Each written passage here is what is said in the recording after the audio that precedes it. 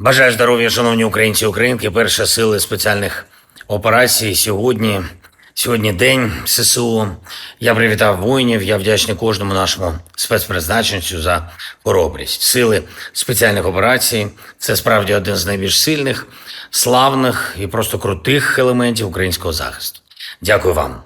Дякую, хлопці, за зустріч. Дякую, хлопці, за вишиванку. Була сьогодні також детальна нарада з головнокомандувачем ЗСУ Олександром Сирським, з начальником Генштабу Андрієм Гнатовим. Я погодив їм нові наші далекобійні операції. Це те, що потрібно, щоб у Росії з'явилось відчуття, що за війну їм доведеться платити своїми втратами.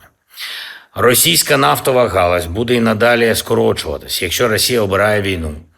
І бачимо, що є ознаки того, що російське політичне керівництво шукає шляхи компенсувати втрати на фронті. У них зараз угруповання окупаційне скоротилось. Вони розсилають зараз так звані мобілізаційні розпорядження у більшій кількості, скликають росіян на так звані військові збори, додають ще інші шляхи, щоб продовжувати цю фактично приховану мобілізацію у більшій кількості. Ми інформацію дамо партнерам. Це чіткий аргумент, що тиску на Росію замало.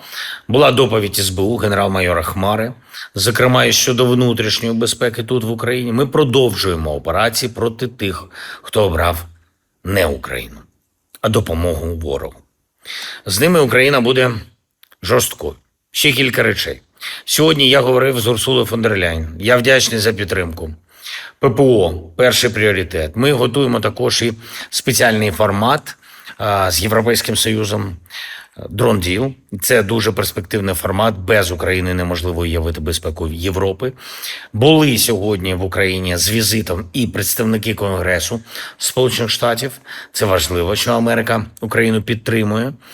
І американські представники тут, в Україні, вони бувають, вони бачать на власні очі, що відбувається, які є загрози.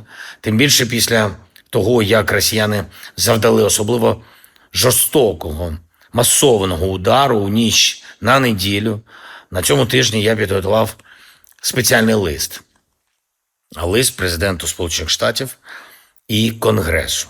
І вчора лист вже був направлений інституціям у Вашингтоні. Це буває рідко, що лідери іншої держави звертаються так, листом одночасно до президента і Конгресу Сполучених Штатів Америки. Але ситуація зараз така. Треба діяти оперативно, діяти результативно. Важливо, щоб Америка Україну почула. Ми розуміємо, що багато глобальної уваги зараз війні в Ірані. Потрібно припиняти і війну тут, в Європі. Війну дуже криваву, яка триває вже 5-й рік на повномасштабному рівні. І чим швидше ми зможемо дати більше захисту від балістики, тим швидше ми зможемо зробити так, щоб дипломатія спрацювала.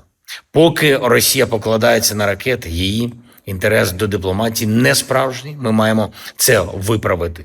І можемо це виправити тільки разом з Америкою.